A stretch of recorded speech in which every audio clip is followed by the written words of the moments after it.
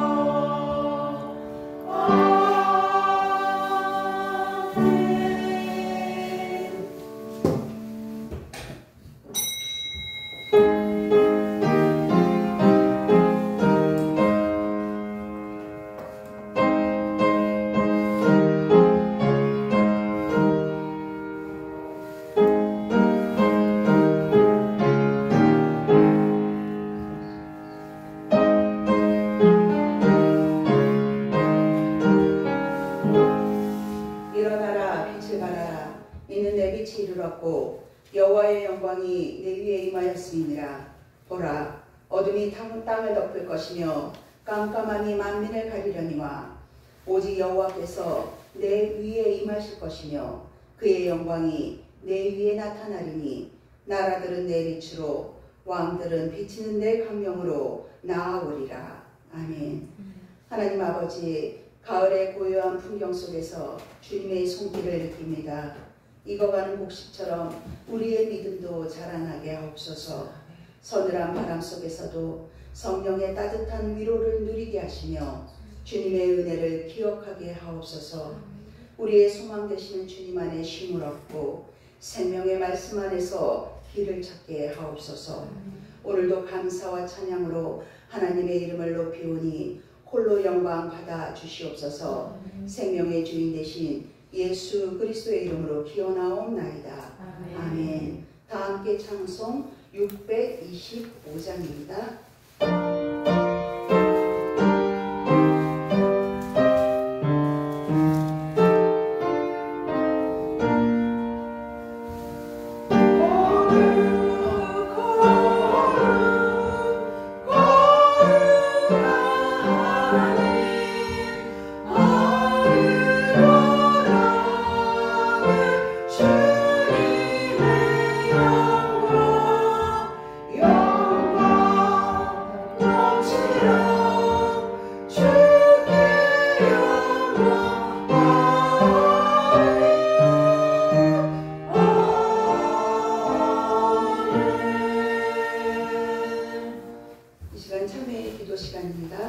지난 한 주간 삶을 돌아보며 하나님께 지은 모든 죄에 대해 참회 기도하시겠습니다.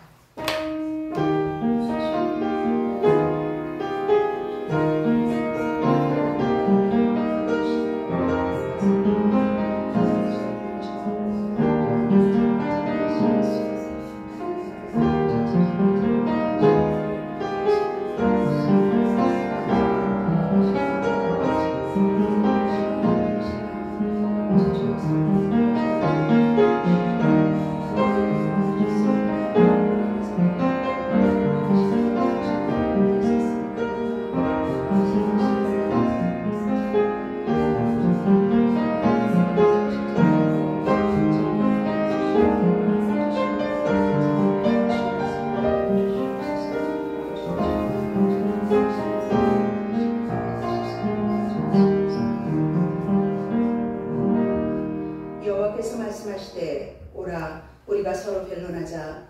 너희 죄가 주홍 같을지라도 눈과 같이 여질 것이요 진홍같이 붉을지라도 양털같이 희게 되리라. 아멘. 사도신경함으로써 우리의 신앙을 하나님 아버지께 고백하겠습니다. 나는 전능하신 아버지 하나님 전지의 창조주를 믿습니다. 나는 그의 유일하신 아들 우리 주 예수 그리스도를 믿습니다. 그는 성령으로 잉태되어 동정녀 마리아에게서 나시고 본디오 빌라도에게 고난을 받아 십자가에 못 박혀 죽으시고 장사된 이 사람 안에 죽은 자 가운데서 다시 살아나셨으며 하늘에 오르시어 전능하신 아버지 하나님 우편에 앉아 계시다가 거기로부터 살아있는 자와 죽은 자를 심판하러 오십니다.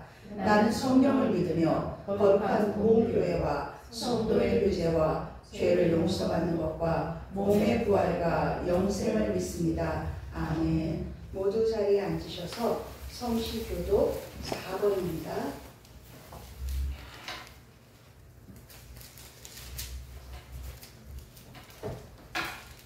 교동문 4번 10편 5편입니다. 교독하시겠습니다. 여호와여 나의 말에 귀를 기울이사 나의 심정을 헤아려 주소서. 나와 나의 하나님이여 내가 울리는 소리를 들으소서. 내가 주께 기도하나이다. 여호와여 아침에 주께서 나의 소리를 들으시리니 아침에 내가 주께 기도하고 바라리이다. 주는 지하를 기뻐하신 주님이 아니시니 악이 주와 함께 머물지 못하며 오만한 자들이 주의 목전에 서지 못하리이다. 주는 모든 행악자를 미워하시며 거짓말하는 자를 멸명하시니이다. 여호와께서는 피 흘리기를 즐기는 자와 속이는 자를 싫어하시나이다. 오직 나는 주의 풍성한 사랑을 힘입어 주의 집에 들어가 주를 경외함으로 성전을 향하여 예배하리이다. 여호와여 나의 원수들로 말미암아 주의 이로 나를 인도하시고 주의 길을 내 목전에 굽게 하소서. 아멘. 찬송 435장입니다. 435장.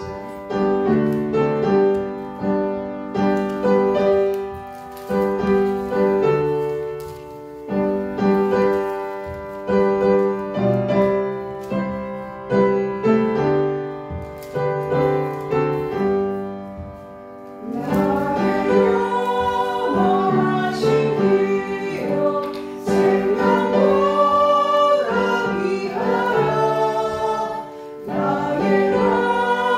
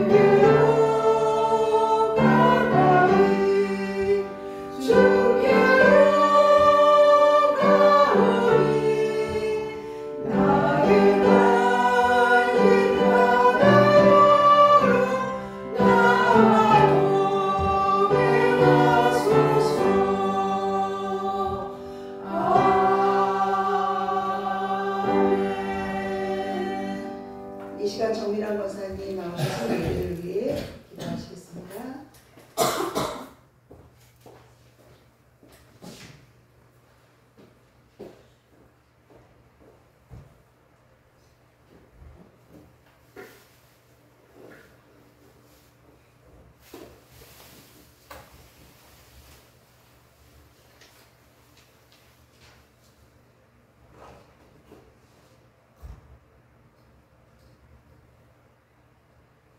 존귀하신 하나님 아버지, 한 주간 고유의 명절, 추석 명절을 맞이하여 가족들과 한자리에 모여 행복한 시간을 보낼 수 있도록 인도하심을 감사드립니다. 10월 둘째 주 주일을 허락하셔서 주님의 성전으로 저희의 발걸음을 인도하여 주셔서 감사와 영광을 올려드립니다. 이 시간 저희의 마음과 뜻과 정성을 다하여 신령과 진정으로 예배드리기를 원하옵나이다. 우리 주님 기뻐 받아 주시옵소서. 지난 한 주간 저의 삶을 돌아봅니다. 하나님의 자녀로서 믿음 안에 살지 못하고 작은 것에 감사하지 못하고 원망과 불평으로 거만했던 시간들을 고백합니다. 주님 긍휼히 여기시고 주님의 보혈로 정결하게 씻어 주시옵소서. 하나님 아버지, 가을은 결실의 계절입니다. 저희 영혼도 주님의 말씀으로 가득 채워져서 풍성한 전도의 열매를 맺는 시간이 되기를 간절히 소망합니다. 하나님 아버지, 결실의 계절 속에서 영적으로 더욱더 깊이 성장하며 주님을 닮아가며 주님께서 기뻐하시는 삶을 살아갈 수 있도록 인도하여 주옵소서. 나라와 민족을 위해 기도합니다. 이 나라가 너무나 혼란스러운 시기를 보내고 있습니다. 외교와 정치와 안보, 경제, 주님 이 나라를 긍휼히 여기시어 지도자들을 위해 분별력을 주셔서 국민을 위해 바르고 공의로운 결정을 할 수 있도록 지혜와 능력을 더하여 주시옵소서. 주님 성목교회 함께 하시옵소서. 모이기를 힘쓰며 한 사람씩 전도하여 이 성전이 한 사람 한 사람 채워지는 축복의 통로가 되길 소망합니다. 하나님 아버지, 성목교회를 위해 도와주시는 교회 평강교회, 새평강교회에 은혜가 충만케 하옵소서. 주님 기도합니다. 최은수 목사님 힘주시고 능력 주셔서 맡은 사역 잘 감당케 하옵소서. 이 시간 말씀을 선포하실 최병숙 목사님 강건케 붙잡아 주셔서 준비하신 말씀 잘 전하게 하시옵고 말씀을 듣는 저희는 은혜 충만 성령 충만한 예배 시간이 되게 하옵소서. 예수 그리스도의 이름으로 기도드립니다. 아멘.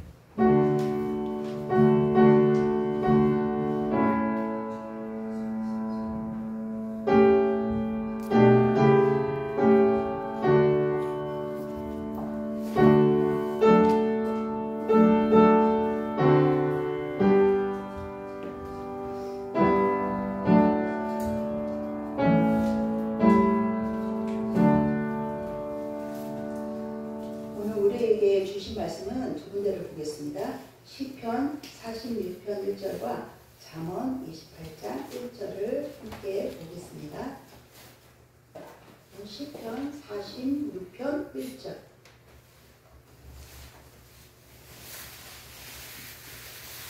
찾으셨으면 한 목소리로 읽겠습니다. 시작. 하나님은 우리의 피난처시요 힘이시니 환난 중에 만날 큰 도움이시라. 아멘. 우리 잠언 28장 1절도 한 목소리로 읽겠습니다. 악인은 쫓아오는 자가 없어도 도망하나 의인은 사자같이 담대하니라. 아멘. 이 시간 장로인 장로님 나오셔서 찬송가 335장입니다. 335장 1절 간주 2, 3, 4절 함께 찬양합니다.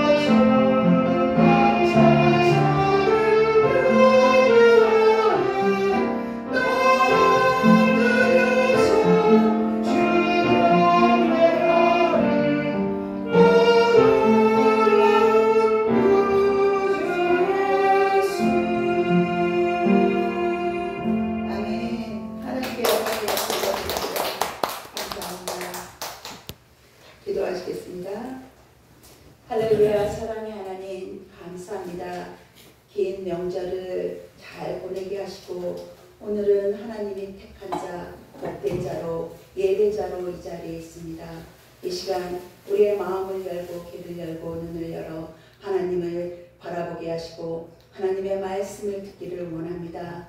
그 안에 진리 되신 주님을 만나기를 원합니다. 삶 속에서 그 하나님을 나타내며 살기를 원합니다. 이 시간도 성령 하나님 각인 위에 주여 친히 임재하여 주시옵소서. 우리 구주 예수 그리스도 이름으로 기도드립니다. 아멘. 오늘 제가 제목이 좀 생소하시죠?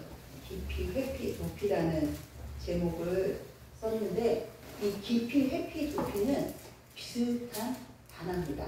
어떤 상황에서 이렇게 좀 멀리하고 싶은, 달아나고 싶은 그런 거를 의미하는데 이 미묘하게 다릅니다. 여러분이 생각하는 깊이, 회피, 도피는 무엇인가요? 이 깊이라는 것은 왜 깊이 하세요? 싫어하고 꺼려지는 일이기 때문에. 그래서 그 말 있죠. 저희들은 군대를 안 갔지만 병역을 기피하다 그런 말이 있죠. 기피하는 게 하기 싫거든요. 나는 안 가고 싶은 거예요. 그렇기 때문에 아니면 그거를 할 수 있으면 좀 이렇게 멀리하고 싶은, 멀어지게 하고 싶은 그거를 기피한다고 합니다. 특정한 일을 멀리하고 싶은 마음. 그러면 회피는 뭐냐? 면접을 회피하다, 사람을 회피하다라는 말도 많이 쓰죠. 누군가를 대면하면 그 갈등이 싫은 거예요. 뭔가 그 갈등 가운데 서로의 마음이 이렇게 막 격렬하게 부딪히는 그런 게 너무 싫은 것이죠. 저도 제 안에 그런 것들이 많습니다. 그래서 종종 이 회피는 너는 왜 책임을 회피하니? 이렇게도 쓰입니다. 하나님이 우리에게 맡겨주신 것인데 우리는 좀 이렇게 나중에요. 얼만큼 일어나요. 하나님 조금 제가 여건이 되고 조금 기도도 더 많이 해보고 말씀을 좀 더 읽은 다음에 우리는 자주 회피합니다. 이 말이 그래서 다른 사람, 세상 사람들 얘기가 아니라는 거죠. 그러면 도피는 뭐냐? 이게 좀 더 극적인 일이죠. 현실이나 내가 현실에 너무 어려운, 감당할 수 없는 놀라운 일, 막 두려운 일이 맞닥뜨렸어요. 그럼 현실에서 도망가고 싶어요. 그게 도피입니다. 이게 정신적으로든 물질적으로든 물리적으로도 나는 될 수 있으면 거기 안 보고 싶어요. 도망가고 싶은 것입니다. 근데 우리 신앙생활하는 우리들이 이 깊이, 회피, 도피 다 밀접하게 연관이 되기 때문에 남의 얘기가 아니라 제 얘기기도 하고 왜 이런 현상이 일어나느냐? 부담되기 때문이에요. 왜요? 그걸로 스트레스 받기 때문에. 여러분은 어떤 때 스트레스를 받으시나요? 이게 스트레스는 뭐냐? 제가 누가 하는 말을 들었는데 하고 싶은 일이 있는데 그걸 안 하는 게 스트레스래요. 나는 하고 싶은데 그거를 못하게 하거나 그걸 안 하면 스트레스로 작용한대요. 근데 더 강력한 스트레스는 뭐냐? 안 하고 싶은데 반복해서 그 일을 해야 하는 거예요. 여러분 반복해서 예배 드리는 게 스트레스는 아니죠. 감사하고 은혜입니다. 그런데 이게 더 큰 스트레스로 작용한다고 합니다. 그래서 스트레스 지수가 막 극적으로 이때 더 올라간다고 합니다. 그리고 대부분 사람들이 저도 종종 이런 생각하지만 우리 젊은 청년들은 모르겠지만 나이가 이렇게 먹잖아요. 근데 어느 날 나이는 쳤어요. 그런데 내가 뭘 했는지 모를 때가 있대요. 그럴 때 있잖아. 내가 도대체 뭐 했지? 나이는 이렇게 먹었는데 우리 사모님도 그러고 우리 장로님도 계시는데 저도 그런 생각을 해요. 한 일이 없는 거예요. 아무것도 한 게 없는 것 같아요. 이때 스트레스 지수가 확 올라가고 더불어 삶의 의욕이 떨어진다고 말합니다. 그러면 그 사람은 삶 자체가 스트레스인 것이죠. 그리스도인의 우리의 이 삶 가운데 이 깊이, 회피, 이 도피는 정말 밀접하고 늘 이거에 함몰될 수 있다는 것입니다. 그런데 건강하지 않은 신앙인은 이 신앙, 믿음을 마치 현실을 도피하는 그 도피처럼 여긴다는 것입니다. 건강한 신앙인은 그렇지 않아요. 이런 기피하고 회피하고 도피할 그 상황에서 건강한 신앙인은 그걸 돌파할 수 있는 힘을 그 안에서 찾는다는 것입니다. 어려움이 닥치면 무조건 회피하고 보는 사람들이 많습니다. 그래서 자기 주관이, 자기 생각이 뚜렷하기 때문에 거기로 도망을 치고 만다는 것이죠. 근데 여러분, 우리는 건강한 신앙인이 되어야 합니다. 그러고 싶어 하잖아요. 그러면 내 앞에 닥친 그 문제 안에 정면으로 돌파할 수 있는 힘을 내 안에 계신 성령님이 얼마든지 보여주시고 기가 막힌 방법으로 해결해 나가십니다. 구하지 않았기 때문에 그거를 못 보는 거지, 성령님은 늘 스탠바이 준비하고 계세요. 근데 우리가 내 힘을 어떻게 해보고 조금만 이렇게 밀어놓아 보고 나중에 이러니까는 성령님, 하나님도 인격적이시라 좀 기다리세요. 그래, 너 해봐라. 그리고 내게로 돌아오겠지. 이러고 기다리시는 겁니다. 그래서 우리 신앙생활이 이처럼 많은 밀어놓고 싶고 도망가고 싶고 피하고 싶고 대면하기 싫은 그런 일들이 너무나 많습니다. 근데 한편 신앙생활하면서 좀 안정적이고 편안하고 평안하기를 늘 바랍니다. 제 안에도 그런 마음이 있습니다. 안정적이고 편안하고 늘 즐겁고 해피하기를 원합니다. 그런데 그렇게 여기는 것은 하나님이 원하시는 진정한 즐거움, 기쁨, 복을 모르기 때문이죠. 그런데 우리의 인간 자체가, 현실이, 그 습성이 그럴 수가 없는 존재라는 것입니다. 현실을 회피하는 것이 아니라 하나님이 때로는 정면 돌파하게 하시고 때로는 전쟁에 능하신 분이세요. 때로는 측면으로 전술 전략에 뛰어나신 분이세요. 그런 다양한 방법으로 그 현실을 돌파하게 하신다는 거죠. 그런데 우리는 늘 그 현실에 부닥친 그 문제에 두려움에 사로잡혀 있습니다. 그러니 오죽하고 성경에 두려워하지 말라는 말이 몇 번 나오는지 아세요? 105번 나옵니다. 그런데 비슷한 말, 근심하지 마라, 염려하지 말라, 겁내지 말라, 이 말까지 합치면 165번인데 이거는 상징적으로 무엇을 말하느냐? 우리는 365번, 365일 두려워하는 존재라는 뜻입니다. 그래서 하나님이 두려워하지 말라, 놀라지 말라, 강하고 담대하라 늘 말씀하시는 것입니다. 여러분 안에 그런 걱정, 염려, 두려움 제 안에도 들어오죠. 여러분 안에도 늘 있습니다. 무슨 수로 극복하십니까? 내 방법으로, 내 감정으로 감당할 수 있나요? 안 되더라고요. 그냥 이렇게 제가 잘 쓰는 말로 이렇게 불만 파요. 땅굴로 들어가기만 합니다. 경험해 보셔서 다 아시겠지만. 그래서 세상은, 사단은 끊임없이 나를 두려워하게 해요. 혼란과 불안을 조장합니다. 너는 그런 존재야. 너는 두려워하는 자야. 네가 신이야? 신 아니죠. 인간이니까 하나님도 그래, 너희는 피조물이야, 인간이야. 그러나 두려워하지 말라고 하는데 사단은 넌 그런 존재야 하고 두려움 속으로 이렇게 우리를 끌어당겨요. 그리고 우리를 속입니다. 넌 그런 존재야. 그래도 돼. 이렇게. 근데 인간에서는 거기에 그냥 넘어가 버리고 만다는 것입니다. 하나님을 붙들고 있지 않으면 우리는 그냥 빠질 수밖에, 그 수월에, 어둠에 빠질 수밖에 없는 그런 존재입니다. 사단이 왜 이렇게 유혹하고 미혹할까요? 요한일서 4장 16절에 하나님이 주시는 그 사랑 안에는 두려움이 없다고 하셨습니다. 왜냐? 온전한 사랑이 두려움을 내어주고 두려움에는 형벌이 있습니다.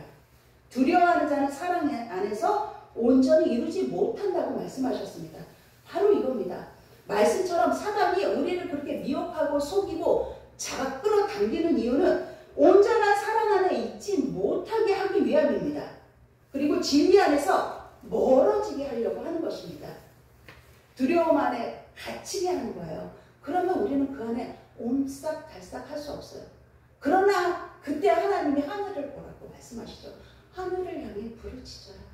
하나님은 어디에도 다 계신 분이시거든요. 다 막혀있거든. 하늘로 뚫려있는 거기에 바라보면 너는 부르짖으라고 말씀하셨습니다. 하나님이 분명하게 말씀하셨습니다. 디모데후서 1장 7절에 하나님이 우리에게 주신 것은 두려워하는 마음이 아니다. 오직 능력과 사랑과 절제하는 마음이라고 분명하게 말씀하셨습니다. 그렇기 때문에 이 말씀에 비춰보면 두려움은 사단이 주는 전략입니다. 담대함은 하나님이 주시는 선물이라는 것입니다. 오늘 잠언 말씀 함께 읽어보겠습니다. 시작. 악인은 쫓아오는 자가 없어도 도망하나 의인은 사자같이 담대하니라. 보면은 악인은 누가 쫓아오지 않아도 도망간대요. 그 안에 악인도 두려워하는 거예요. 사람도 하나님을 두려워합니다. 그 두려운 마음을 계속 조장한 그 사단으로 인해 내 안에 그 양심에 찔린다고 하잖아요. 그럼 늘 불안해요. 평안이 없어요. 왜냐? 이 죄책감을 계속 유발하게 하거든요. 그 두려움 때문에 실제로 누가 와서 뭐라 하지 않아요. 때리지 않아요. 그래도 불안해서 도망치고 회피하고 도피합니다. 왜요? 악인의 행동은 내 안에 조금의 평화도 용납하지 못하거든요. 그 꼴을 보지 못합니다. 왜요? 악인은 악을 생산하고 더 커지게 하는 이외에는 할 것이 없기 때문입니다. 그러나 하나님을 의지하는 자는 세상은 늘 우리를 두렵게 해요. 겁먹게 해요. 왜? 예수 그리스도 안에 붙들린 자이기 때문에 세상과 다른 자이기 때문에 공포에 휘달리고 이 진리 안에 서지 못하도록 잠시도 진리 안에 서 있는 것을 못 견딥니다. 그러나 하나님께 붙들리면 그 속에서도 우리 세상 가운데 살잖아요. 늘 교회 안에만 있는 게 아니에요. 그 세상 한가운데서도 강하고 담대할 수 있는 것이 우리 존재이고 우리의 특권입니다. 하나님이 주신 것입니다. 정직하고 의로운 사람은 하나님께 붙들린 마음의 거리낌이 없기 때문이에요. 악인은 그 악을 우리 안에 두려움을 주지만 하나님이 주신 마음은 평안이라고 했어요.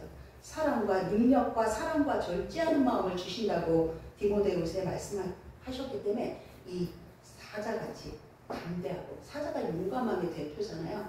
당당하고 용감하게 살아갈 수 있다는 것입니다. 우리는 그런 예수님을 믿습니다. 예수님이 그를 위해 오셨잖아요. 그런데 여러분, 질문 하나 하겠습니다. 여러분은 예수님을 믿고 따르시죠? 그렇다면 그 믿음에 대해 여러분이 주님께, 하나님께 치른 대가가 있나요? 저는 아무 생각할 것도 없어요. 없습니다. 마찬가지 대답일 것입니다. 무엇을 치르지 않았던 거예요.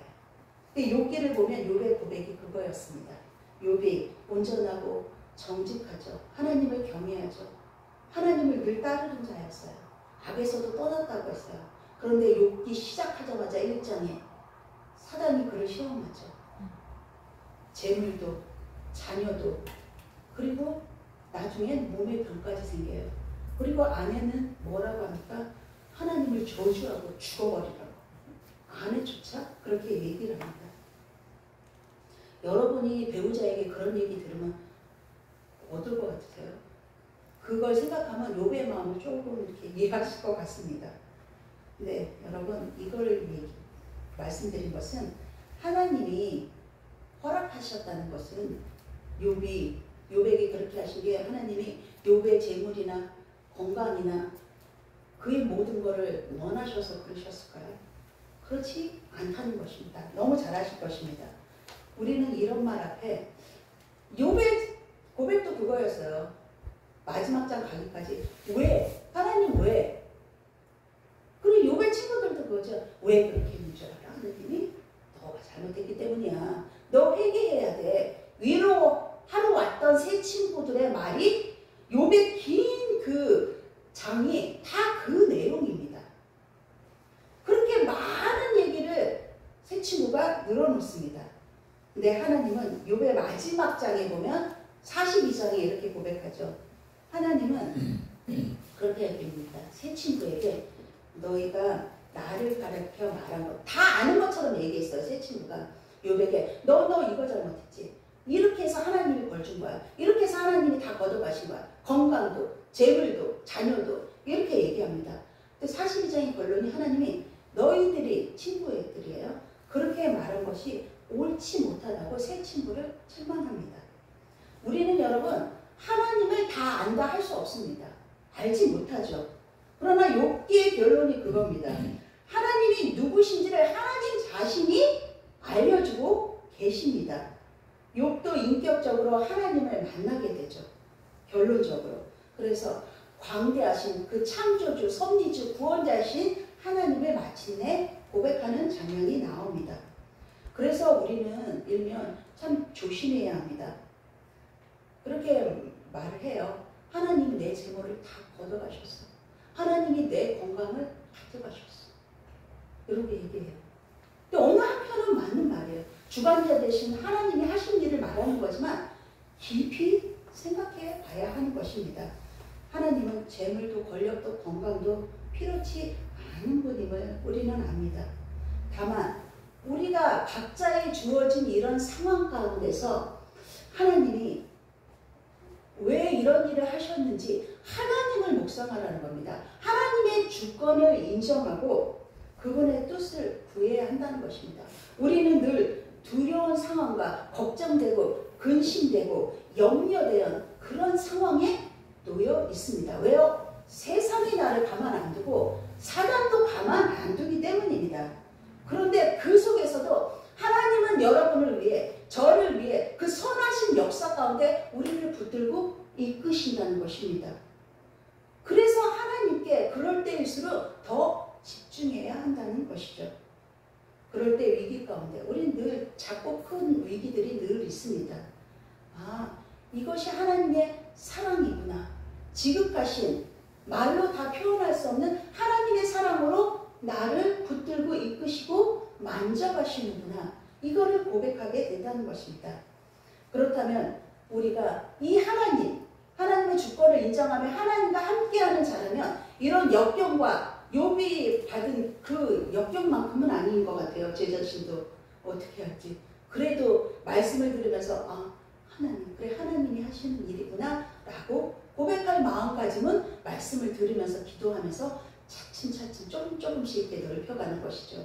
이런 역경과 고난 앞에 왜요가 먼저가 아니라 하나님 누구십니까? 하나님의 뜻은 무엇입니까? 라고 물을 수 있게 된다는 것입니다. 왜요만, 하나님 왜 나한테 내가 뭘 잘못했는데 왜요만 반복하면 어떻게 될까요? 하나님이 애굽에서 출애굽한 백성들을 구원해 냈는데 그 백성들이 어떻게 했죠? 광야에서 왜 우리를 여기에 끌어내가지고 굶어 죽게 하냐고, 목말라 죽게 하냐고, 다시 애굽으로 가겠다고. 그 왜요만 반복하면은 애굽의 종살이가 아주 편안하게 느껴지는 자가 된다는 것이죠. 일생 동안 구원의 은혜는 받을 수 없다는 것입니다. 욥에게 왜 그렇게 하셨는지를 정확하게 설명할 수 있는 사람은 없습니다. 목사님 저도 정확하게 설명할 수 없습니다. 이 성경에 욥기에 나오는 세 친구도 알지 못합니다. 하나님을 제대로 알지 못하고 지식으로 알고 있었습니다. 세 친구도. 그래서 율법적인 부분에서만 책망하고 회개하라고 얘기한 것입니다. 다만 하나님만이 당신이 누구신지를 우리에게 알려주시고 가르쳐 주시는 것입니다. 고린도전서 10장 13절에 사람이 감당할 시험 밖에는 너희가 당한 것이 없나니 시험 당할 쯤에 피할 길을 내신답니다. 그리고 너희로 감당하게 하시라고 말씀하십니다. 하나님께서는 우리가 날마다 우리는 우리 원죄가 있기 때문에 죄의 습성에 빠지거든요. 그 죄의 유혹을 피할 수 있도록 도와주신다고 피할 길을 내서 말씀하십니다. 그래서 우리는 말로도 마음으로도 행동으로도 이 적극적으로 죄를 피해야 합니다. 하나님이 옮겨주신다 이게 아니라 우리가 하나님의 말씀을 붙들고 기도하면서 적극적으로 피해야 돼요. 그러라고 오늘 말씀을 주신 것입니다. 어디로 피하겠습니까? 오늘 시편 46편 1절 말씀 함께 읽겠습니다. 시편 시작. 하나님은 우리의 피난처시요 힘이시니 환난 중에 만날 큰 도움이시라. 아멘. 하나님 자신이 피난처가 되신다고 우리에게 말씀하십니다. 그리고 유일하게 피할 수 있는 안전한 곳입니다. 그것을 주셨어요. 그래서 우리는 그 은혜의 영광을 찬송할 외에는 더 할 게 없다는 것입니다. 두려워만 마시고 그 영광의 주님을 우리의 입술로 마음으로 찬양하는 일을 우리에게 주신 것입니다. 그럼에도 우리는 죄를 짓고 그 책임을 회피하곤 합니다. 남 탓을 잘하잖아요. 그리고 너만 아니었으면 이렇게 책임 회피를 많이 합니다. 창세기의 대표적인 인물이 나오죠. 아담이 나오죠. 하와가 나오죠. 하나님의 낯을 피해 숨습니다. 그럼에도 잠언에 악인은 쫓아온 자가 없어도 도망한다고 했습니다. 인간의 그 실체가 그대로 드러나고 있는 것입니다. 하나님, 여러분, 하나님의 눈을 피할 곳이 있나요? 세상에 어디에도 없습니다. 다윗이 그렇게 고백했습니다. 내가 하늘에 올라갈지라도 거기 계시며 이 수월까지도 그 자리에 내 자리를 펼지라도 거기 계시다고 고백하고 있습니다. 이 천지 만물이 하나님의 것이에요. 하나님이 지으신 것이기 때문에 어디 보시면 우리 안에도 계시잖아요. 하나님의 눈을 피할 것이 없습니다. 하나님은 모든 것을 아시며 모든 곳에 계시며 누구도 피할 수 없습니다. 그러나 이 말씀이 우리에게 그러면 하나님 어디에 다 계시어? 너무 무서워. 두려움을 가지라는 게 아니라 동시에 소망과 회복의 길이 있다는 것을, 하나님 안에 그것이 있다는 것을 우리에게 말씀하신 것입니다. 오직 그리스도 안에서 우리는 피할 곳을 찾을 수 있음을 믿으시기 바랍니다. 죄의 유혹을 피하는 것은 여러분, 세상 사람들이 죄의 유혹을 피할 수 없어요. 택한 받은 구별된 우리 성도의 삶에서 반드시 선택되어야 한다는 것은 죄의 유혹을 피해야 하는 겁니다. 그래서 영적 분별력을 하나님께 구해야 하는 것입니다. 그러나 피하는 뿐 아니라 어떻게 해야 돼요? 적극적으로 싸워야 합니다. 주님이 죽음을 이기시고 부활 승리하심을 승리로 우리에게 허락하셨어요. 우리는 승리한 자입니다. 하나님의 자녀이기 때문에 예수 그리스도가 승리한 그 싸움 우리가 하고 있는 것입니다. 죄가 하는 일은 여러분 우리를 그냥 망하게 하는 게 유일한 일이에요. 진리의 말씀. 그런데 하나님이 이 진리의 말씀 성령의 검을 우리에게 주셨다고 하셨습니다. 그런데 그 사단의 유혹에 빠지잖아요. 죄의 유혹에 빠지면 이 성령의 검을 들고도 벌벌 떠는 일 외에는 할 게 없어요.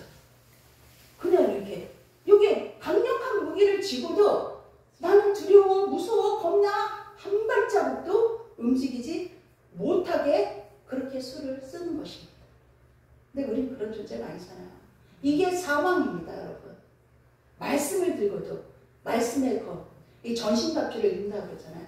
말씀, 예수 그리스도가 주신 그 진리의 말씀, 그분을 붙들고 기도하면 다만 구하라, 그리려면 구할 것이라고 하셨는데 우리는 육신의 죽음만이 죽는 게 아닙니다.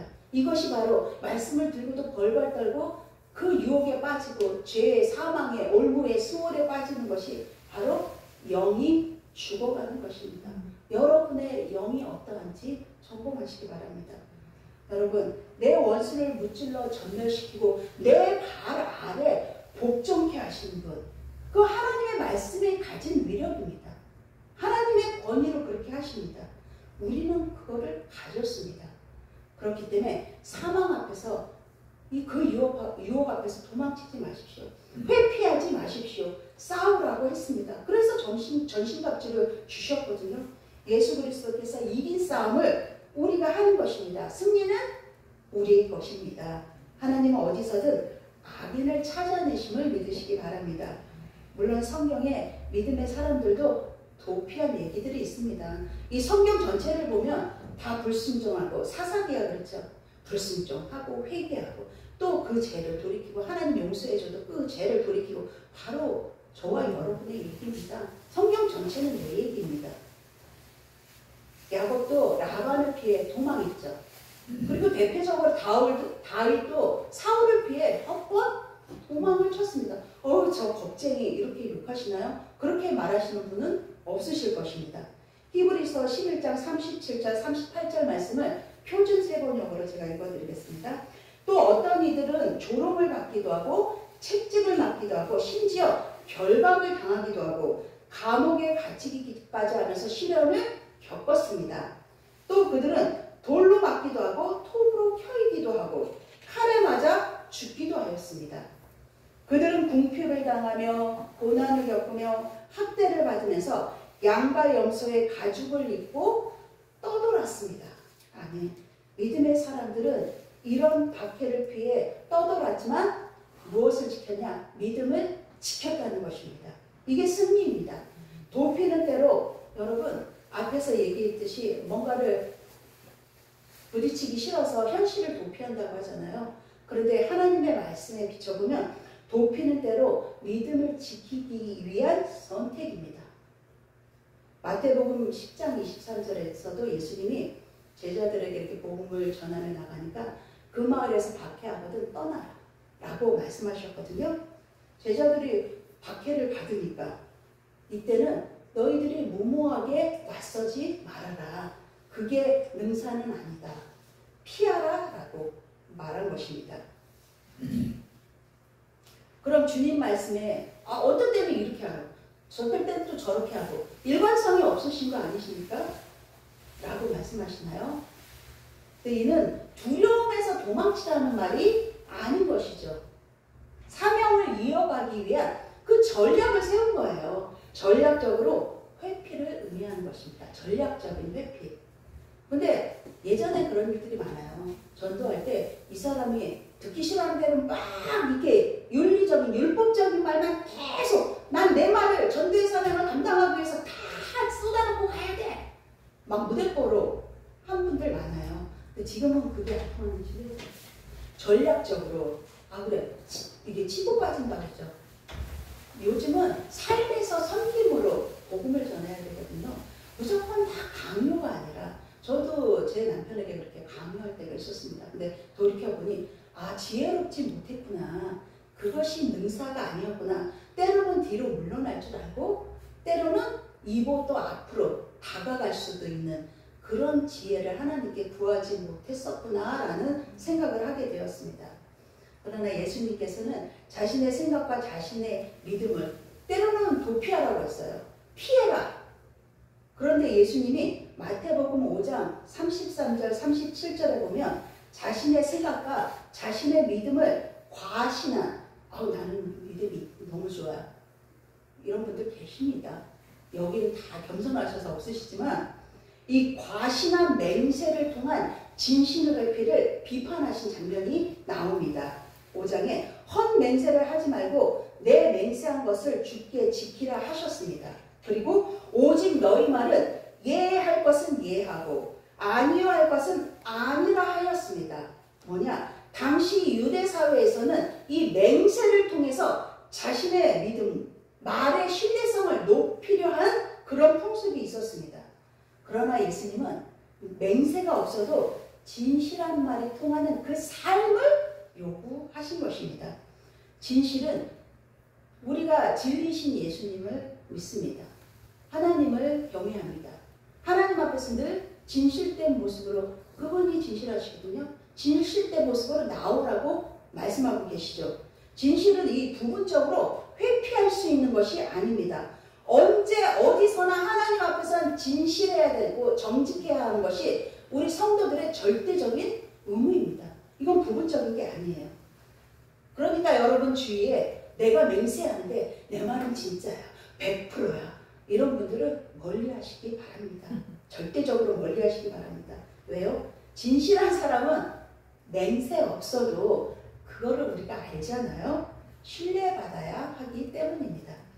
그러기에 하나님은 입으로만 떠들고 이 죄에 대해서는 책임지지 않으려는, 우리가 죄를 지었잖아요.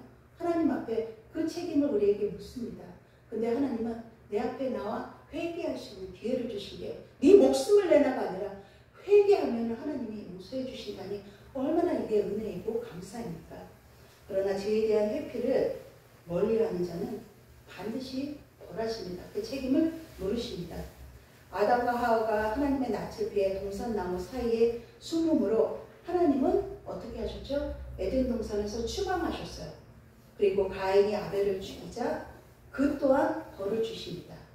그런데 그냥 말이 벌이지 이 또한 하나님이 그들을 보호하시기 위한 방법이셨습니다. 적극적으로 하나님은 그들을 보호하신 것입니다. 왜냐하면 오늘 말씀 읽은 것처럼 하나님은 우리 유일한 피난처시요 우리의 힘이시기 때문입니다. 이 극심한 고난, 궁핍, 마음의 어려움이 늘 찾아오죠. 그럴 때 그 괴로움이 찾아올 때 부르짖으면 하나님이 들으신다고 하셨습니다. 그리고 환난에서 우리를 건져주신다고 말씀하셨습니다. 믿음의 여정 가운데 늘 우리는 연약하고 나약해요. 그리고 365일 상징적으로 두려워한다고 하잖아요. 그러나 그 가운데 예수님도 그 동네를 피해라고 말씀하셨듯이 박해하거든 피하라. 복음을 전하는 사명을 지혜롭게 이어가기 위한 회피를 허용하셨다고 말씀드렸습니다. 그래서 우리는 끊임없이 하나님의 지혜를 구해야 합니다. 잠언 3장 18절에 지혜는 그 얻는 자에게 생명나무이기 때문입니다. 이 말은 예수 그리스도가 우리의 생명이기 때문입니다. 그 생명을 우리에게 주셨습니다. 그래서 생명을 죽음의 길로 갈 수는 없습니다. 그렇기 때문에 하나님께 끊임없이 그 지혜를 구해야 합니다. 하나님과 가까이 해야 됩니다. 아니 밀접해야 됩니다. 하나 되어야지만 그 지혜를 주시면은 지혜인 줄로 알고 갔지 멀리 떨어져 있으면 들리지도 않고 보이지도 않습니다, 여러분. 그래서 하나님을 가까이 하는 것이 우리의 복입니다. 도피는 때로 요나처럼 요나가 도피를 했죠.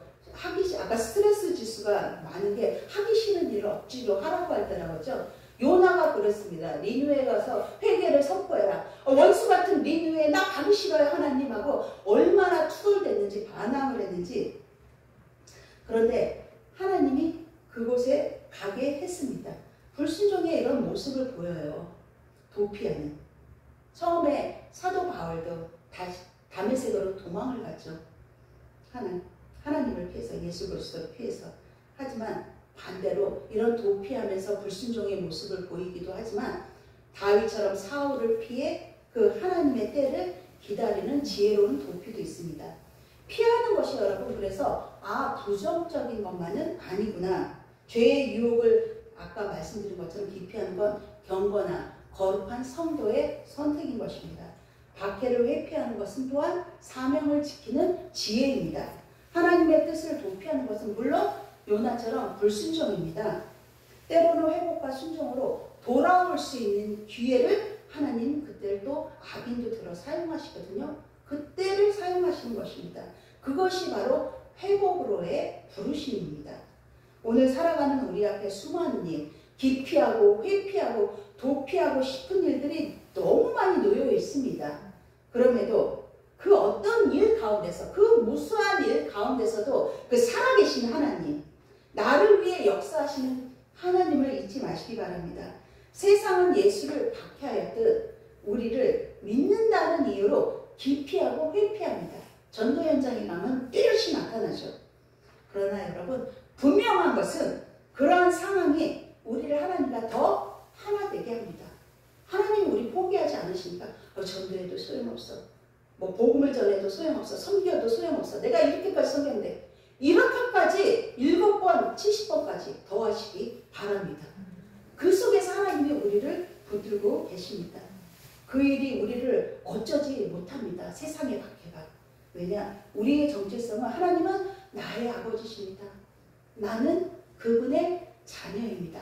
로마서 8장에도 예수 그리스도와 함께한 상속자가 바로 우리라고 얘기하셨습니다. 그러니 이게 우리가 하나님의 이름을 그냥 기뻐해야 되는 존재로 만드셨다는 거예요. 이 사실을 정말 가슴 뭉클하게 뿌듯하게 여기면서 이 신앙의 여정은 나의 아버지가 하나님이 나의 아버지예요. 그 대단한 일이거든요. 그 감격과 감동이 날마다 생각할수록 곱씹을수록 더해지기를 소망합니다. 하나님과 연합하셔서 강하고 담대하게 그 맡겨주신 사역 감당하는 여러분 되시길 축원합니다. 기도하겠습니다. 할렐루야. 사랑의 하나님 감사합니다. 예수는 그리스도시요 살아계신 하나님의 아들이십니다. 하나님 그분이 나의 주님이십니다. 나의 구주십니다. 하나님 친히 우리 안에 역사하셔서 우리를 이끄시고 인도하시는 하나님의 도움을 구하며 그 사랑 안에 머물며 그 사랑으로 세상 가운데 주의 이름을 강하고 담대하게 두려워하지 말고 놀라지 말며 선포하는 우리의 모습이 될 수 있도록 주의 성령 하나님 역사하여 주시옵소서. 우리 구주 예수 그리스도 이름으로 기도드립니다. 아멘. 우리 찬송 434장 1절 3절 하시면 공헌해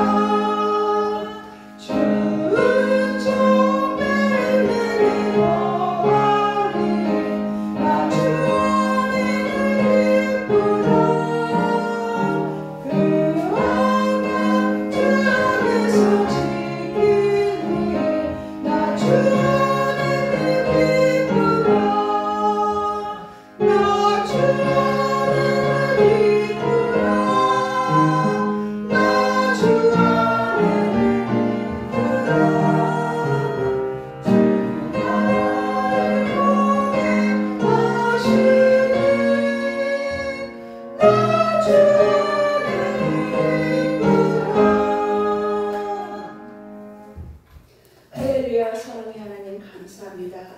우리를 마르지 않는 그 시냇가로 생명수로 우리를 먹이시고 이끄시고 보호하시는 하나님 안에서 오늘도 살아가고 있음을 고백합니다.